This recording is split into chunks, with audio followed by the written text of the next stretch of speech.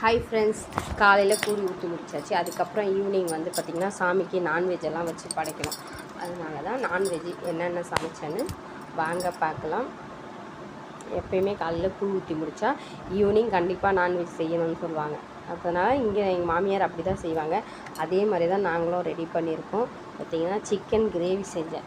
அப்புறம் பார்த்திங்கன்னா 65 வச்சுருந்தோம். கொஞ்சமாக 65 முட்டை வேக வச்சுருந்தேன். மீன் குழம்பு பார்த்திங்கன்னா சங்கரா மீனும் பாறை மீன் போட்டு மீன் குழம்பு. அப்புறம் மட்டன் கிரேவி வச்சுட்டு கொஞ்சமாக ஃபிஷ் ஃப்ரை பண்ணியிருந்தோம். ஃபிஷ் ஃப்ரை பண்ணிவிட்டு ஒயிட் ரைஸ். இவ்வளோ தான் இன்றைக்கி சாமி கும்பிட்றதுக்கு சமைச்சோம். கொழுக்கட்டை செய்யணும். கொழுக்கட்டை செய்ய மறந்தாச்சு.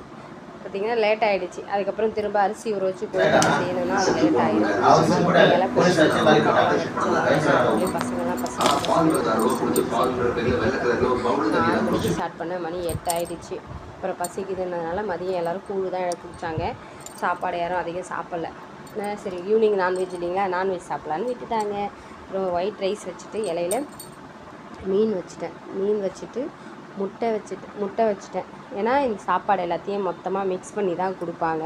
அதனால் முட்டை வச்சுட்டு கொஞ்சமாக சிக்கன் கிரேவி 65 வச்சுட்டு சிக்கன் கிரேவி வச்சோம். பார்த்திங்கன்னா என் பசங்க வந்து 65 தான் சாப்பிடுவாங்க. சிக்கன் கிரேவி எதுவுமே எடுத்துக்க மாட்டாங்க. அதனால் சிக்கன் கிரேவி வச்சுட்டு கொஞ்சமாக குழம்பு ஊற்றணும். மட்டன் குழம்பு ஊற்றுறேன். அதுக்கப்புறம் சிக்கன் குழம்பு ஊற்றணும். இது எல்லாத்தையும் மொத்தமாக பசஞ்சு கொழுக்கட்டை எல்லாத்தையும் சேர்த்து கொடுப்பாங்க. நான் கற்பூரமெல்லாம் ஏற்றிட்டு எல்லாத்தையும் முடிச்சுட்டு சாமி நல்லபடியாக கொடுத்து சாப்பிட ஆரம்பிச்சிட்டோம். பாய். இது மாதிரி தான் சாயந்தரம்னா செய்வாங்க. நாங்களும் அப்படி தான் செஞ்சுருக்கோம்.